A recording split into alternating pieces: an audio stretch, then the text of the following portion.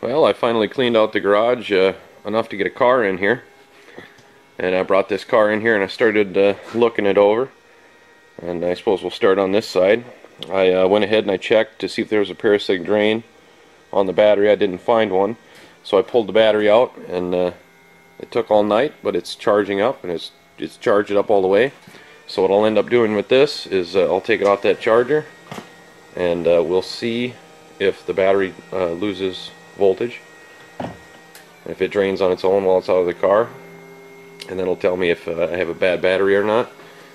It's only 2 years old, so that kind of makes me worried if it's, you know, just a bad battery, or if the alternator is bad too, or if that battery caused the alternator to go bad. Because if you have a bad battery, it can ruin the alternator, and then you go ahead and switch the battery out, and you've got the bad alternator in there, and that can run AC voltage to your battery and destroy the battery, and then you get in a vicious cycle where you replace one at a time and they just keep ruining each other. So I'll have to look at that later on.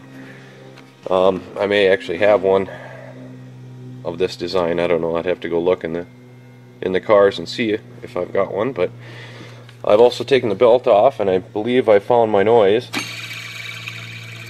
that I was hearing on this side. That belt tensioner, they're cheap enough. I can get another one of them, no problem. And while I was down here, I was looking at this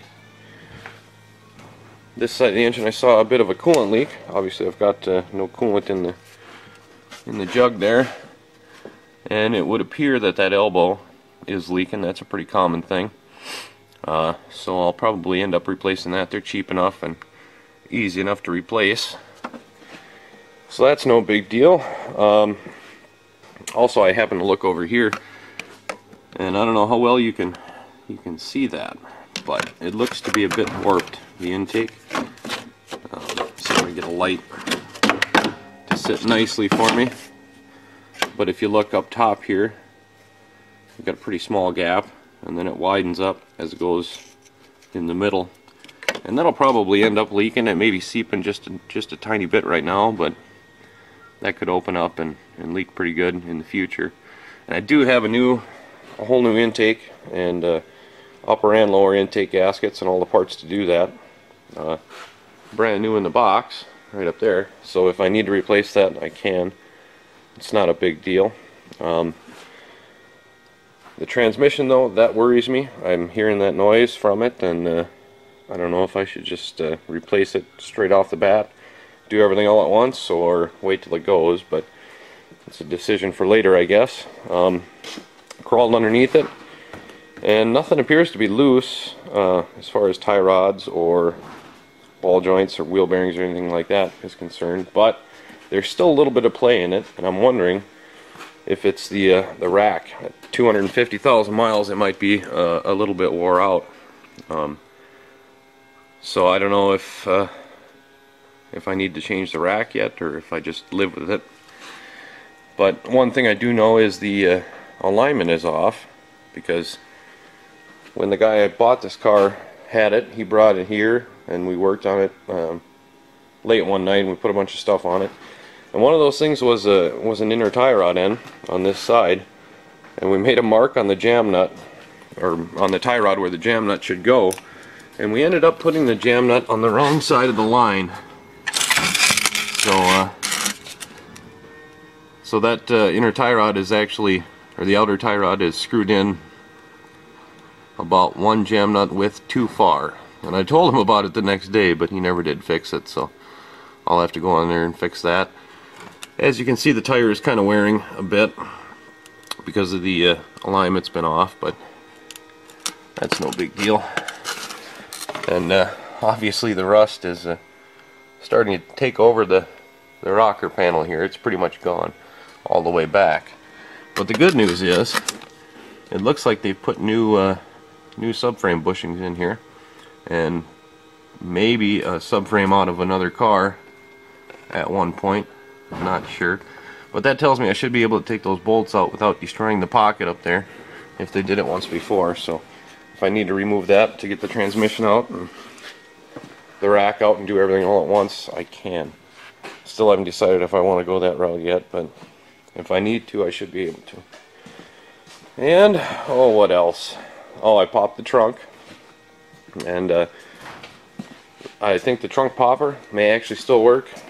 What the problem is actually the spring back here that helps pull the trunk up is broken, so that's why when you pop the trunk it doesn't pop open on its own.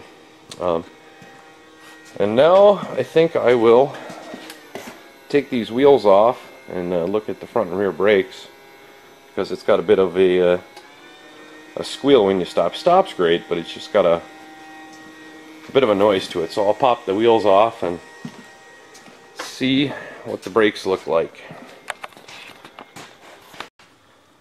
Well, I popped both the back wheels off, and everything in the brakes looks okay. I don't see any problems.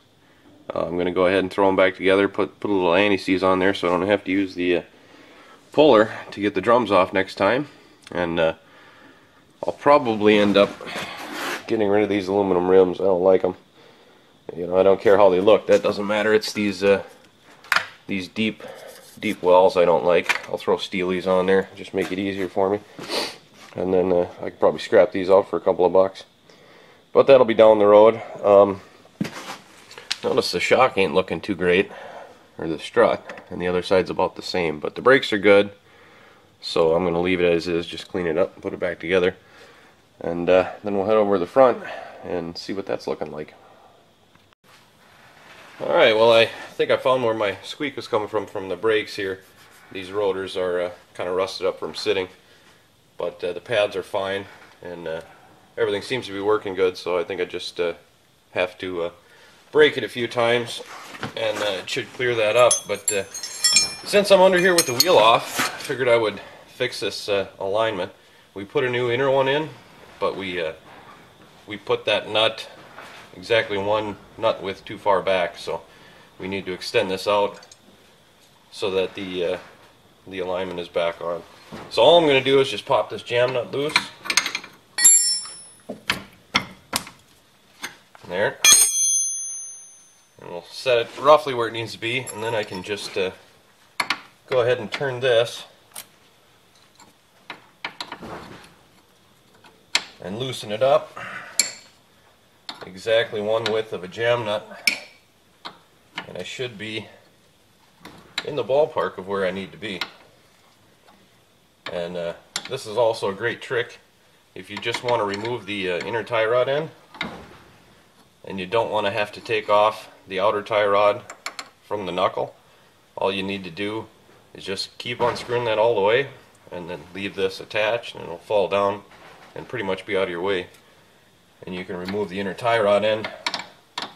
It's not something I see a lot of people do, but it's a shortcut that I use all the time. Only if I'm not replacing the outer one. I guess what got me to thinking about that is I watched an Eric the Car Guy video, and he was replacing just the inner one, and he had a heck of a time getting the cotter pin out of here. He had to drill it out, and it was just a bunch of work. So a little simple trick, save you some time if you got a rusty car like this, rusty, greasy. So I'm going to grab see if I can find another jam nut and just see if I'm close to where I need to be. And then once I'm good, I'll spin that back down, and we should be good to go. Well, luckily I have a whole bunch of new parts laying around, so I can just go ahead and measure that, and that's roughly the size I need it. Right there, jam nut fits in there, so I can go ahead and just screw that down, and it should be right where it needs to be. Also, another trick, if you're doing an inner tie rod end and you don't feel like counting turns when you spin it off or whatever a lot of people do, I just take the new one and use it as kind of a measuring rod and stick it in there and just see where it is.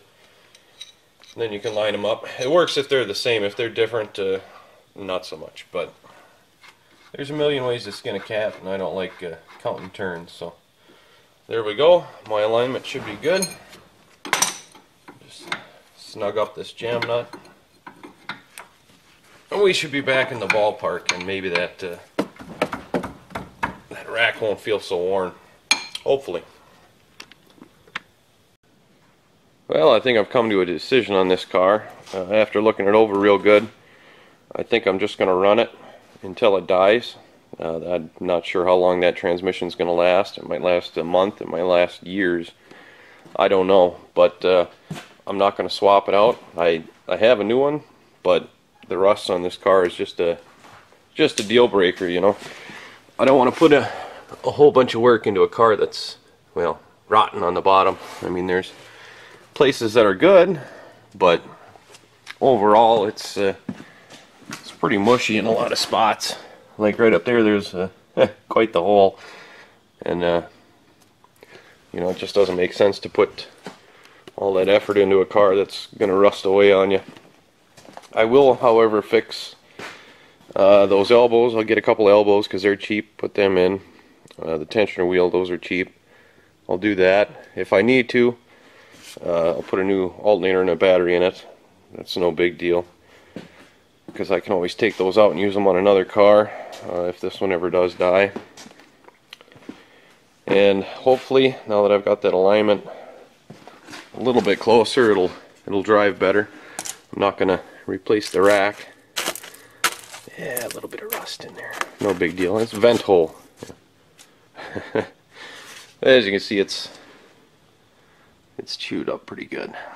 But the interior is nice. I mean, nicer than a lot of the cars I have. I replaced the little plastic piece that holds the filler neck in place, so that's good to go. Didn't cost me nothing. I'm not going to worry about the trunk hinge. I do, however, have to figure out why the turn signals don't blink. They come on, but they don't blink. All the lights are good, and when you use the hazards, they blink. So gonna have to look into that. Maybe I need a new turn signal switch or something. I don't know.